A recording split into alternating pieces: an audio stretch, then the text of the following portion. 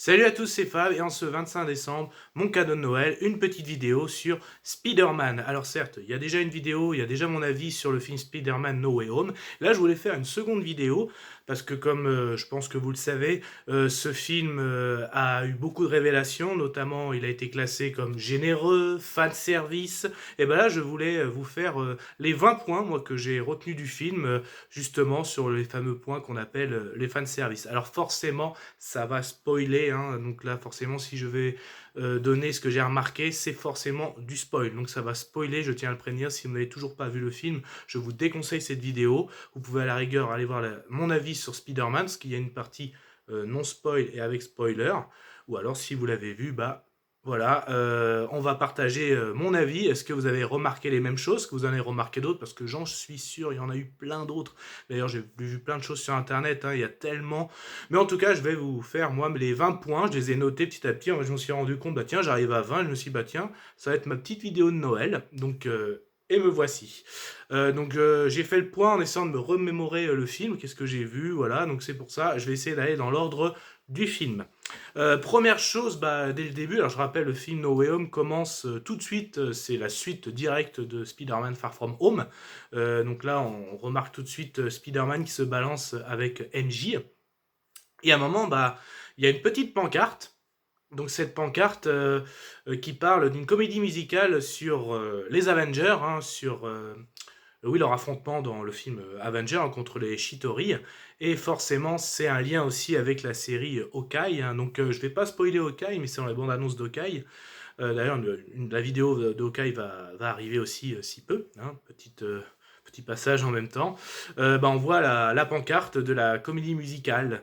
Donc on se dit peut-être que Spider-Man No Way Home se passe peut-être pas un peu dans la même période que Hawkeye. Donc là, c'était la première petite chose que j'ai vue par donc là, la pancarte dans les rues de New York de la comédie musicale sur les Avengers. Qu'est-ce qu'il y a d'autre aussi? Bah, dans la même scène, donc à un moment, MJ et Spider-Man sont poursuivis par les paparazzi parce que l'identité de Peter est révélée. Et à un moment, ils sont sur un pont, et tu vois MJ qui est un peu, oh, elle est pas très rassurée. Et ben, c'est le même pont, hein, le Queensboro, c'est le même pont que dans Spider-Man 1 où MJ tombe et Spider-Man la rattrape. Donc là, certes, elle ne tombe pas, il s'élance, mais le fait de s'élancer du pont, bah moi, ça m'a rappelé tout de suite Spider-Man 1. Donc voilà, pareil, hein, le fameux saut du pont du Queens, quoi, du Queensboro, quoi. Donc ça aussi, c'était la deuxième phase.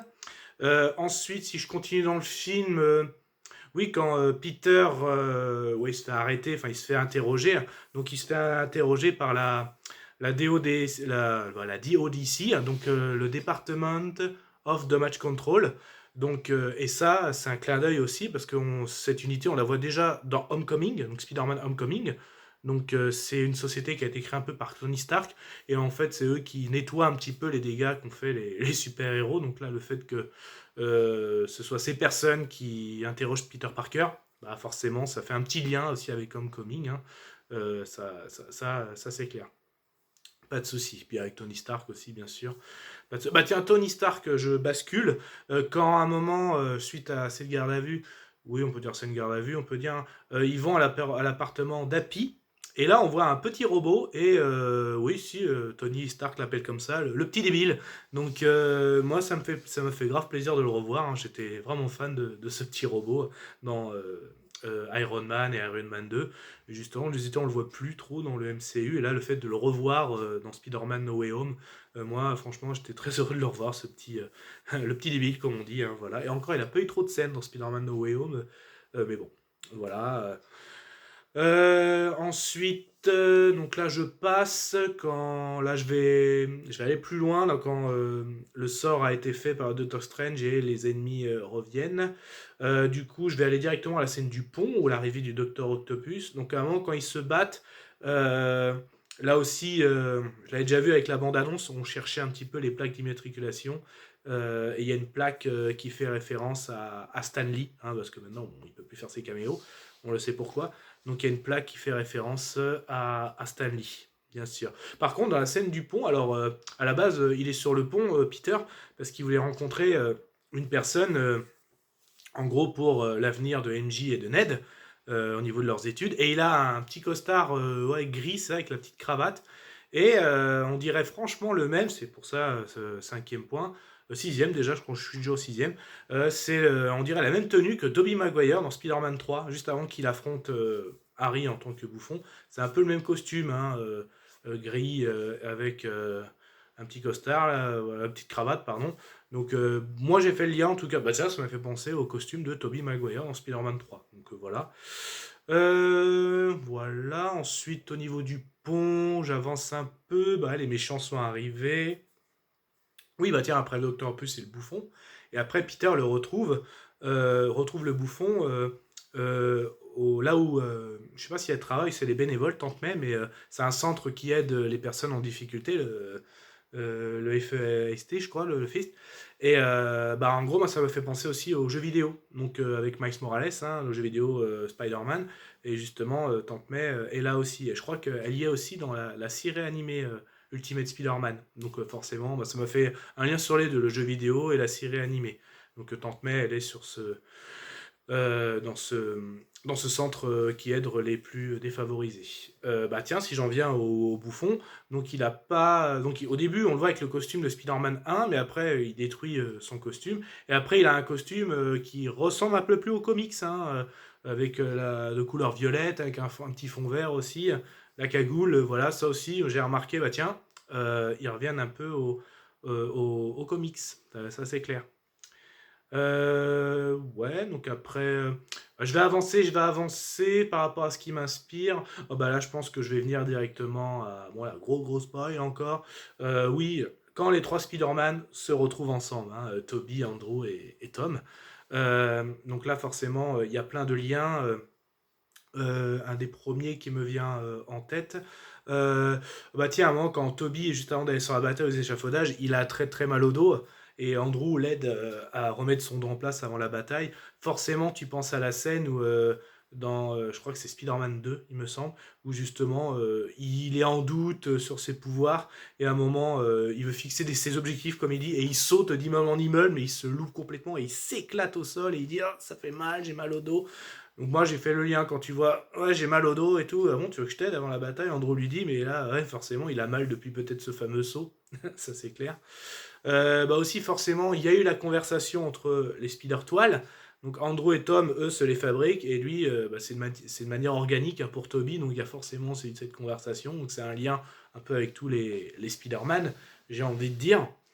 D'ailleurs aussi quand il parle de ça, il y a Ned qui demande à Spider-Man Tobey Maguire, est-ce que toi aussi t'as un meilleur ami? Ouais ouais mais bon il lui répond il est mort dans mes bras. Ah et en vrai Ned lui promet moi je deviendrai jamais un super vilain alors quand ceux qui connaissent un peu les comics Ned il devient dans les comics le super bouffon donc ça fait moi j'ai tout de suite compris comme ça moi je deviendrai jamais un super vilain. Comme par hasard Ned ouais nous aussi j'ai autre petit lien. Du coup, de Toby, bah, je peux passer à Andrew. Andrew, c'est marrant parce qu'à un moment, bah, ils discutent entre eux, ils font un peu à la fin connaissance et ils se racontent leurs histoires. Et Andrew se dit, tiens, par rapport à vos histoires, moi je suis un peu minable. Et là, Toby qui lui fait, mais non, tu es incroyable, tu es incroyable. Et si on traduit, tu es amazing Spider-Man, quoi. Donc ça aussi, c'est un lien. Et justement, je pense qu'il y avait un petit lien aussi quand Andrew dit ça, je suis un peu le mal-aimé. Et ça va plus loin parce qu'à un moment, ils s'embrouillent dans les batailles, les trois Speedy. Et à un moment, Tom, il dit bah, toi, tu es le. Moi, je suis le un toi, t'es le 2 toi, t'es le 3 tu sais, le 3 Andrew. Comme par hasard, ouais, le mal-aimé un petit peu.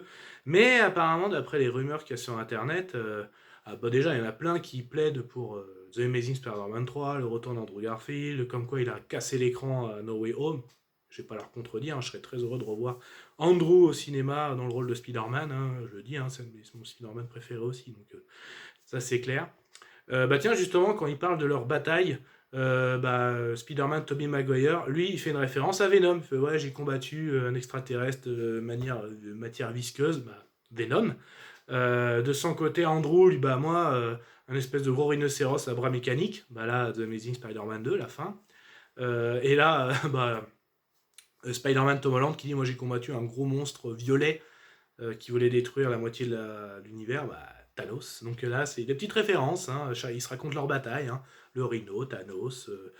Venom, c'est histoire vraiment de revoir. Ben après, quand ils combattent, bah tiens, quand ils combattent, Electro aussi a un autre look. J'ai parlé du look du Bouffon, qui est plus proche des comics. Voilà, c'est clair et net, hein.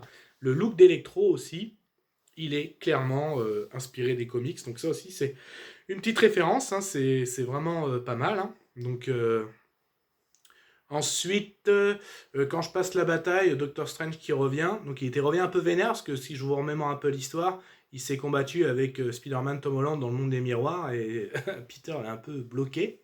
Voilà, il a eu à son propre jeu. Donc pendant une bonne partie du film, le Doctor Strange est absent, et là quand il revient, et il revient parce qu'il l'a bloqué, il revient super vénère. Je suis suspendu depuis X heures. Ça fait forcément penser à la scène de Thor Ragnarok où il fait un peu un sort à Loki qui tombe durant des heures et des heures.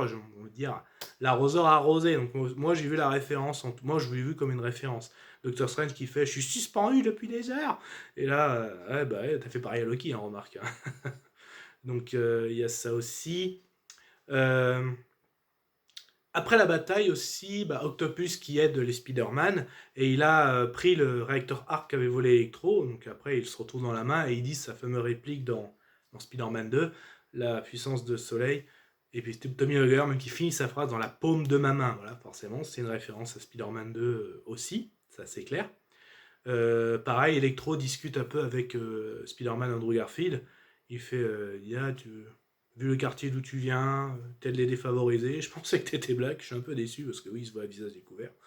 Et oh, il doit bien avoir un Spider-Man black quelque part. Bah là, tu peux forcément penser à Miles Morales, qui arrivera d'ici peu. Oh, mais comment j'ai pu oublier la chute de MJ Zendaya, qui est rattrapé en plus par Spider-Man Andrew Garfield. Et il la rattrape, bah oui, parce que la référence, c'est la fameuse chute Gwen Stacy. Et même on peut aller plus loin, parce qu'il y a Gwen Stacy dans Amazing 2 qui tombe, et sa chute est fatale, mais dans Spider-Man 3, il y a aussi une Gwen Stacy qui tombe, mais qui est rattrapée par Spider-Man, Tobey Maguire. Donc ouais, là ça peut faire un lien aussi. On fait quand même plus le lien avec le Gwen Stacy The Amazing 2, mais bon quand même, ça fait des petits liens. Dernier aussi, à la fin, oui, je pensais, j'étais en train de me remémorer très très vite le film, et à la fin, comme vous savez, plus personne ne sait l'identité de Spider-Man. Donc il se prend un petit appartement qui fait forcément penser à l'appartement de Tobey Maguire dans la trilogie Sam Raimi. Je pensais même voir le mec loyer. Donc non, il n'était pas là. Mais par contre, il met dans son petit décor de maison, il met un petit Lego de Palpatine de Star Wars. Alors au début, j'étais là, mais c'est quoi? C'est une pub pour Star Wars? Et ben non, j'étais en train de réfléchir, hein. Mais non, mais en fait, je pense que je sais pas si vous prenez comme ça, je pense que c'est un souvenir de son meilleur ami Ned.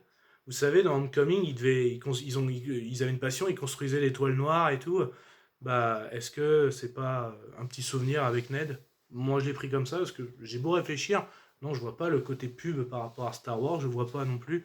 Le seul truc que j'ai trouvé, bah, c'est peut-être un souvenir par rapport à Ned. Mais du coup, après, j'ai cherché et j'ai pas de souvenir par rapport à MJ. Bon, après, ça viendra peut-être un peu plus tard. Voilà. Donc voilà, c'était les fameux petits fanservice, comme certains l'appellent, du film No Way Home. Donc ce film bourré de générosité, qui a plu à beaucoup d'autres et je pense qui va casser des records. Sur ce, joyeux Noël encore à tous. Toujours Kenavo pour la prochaine vidéo sur Hawkeye qui va pas tarder.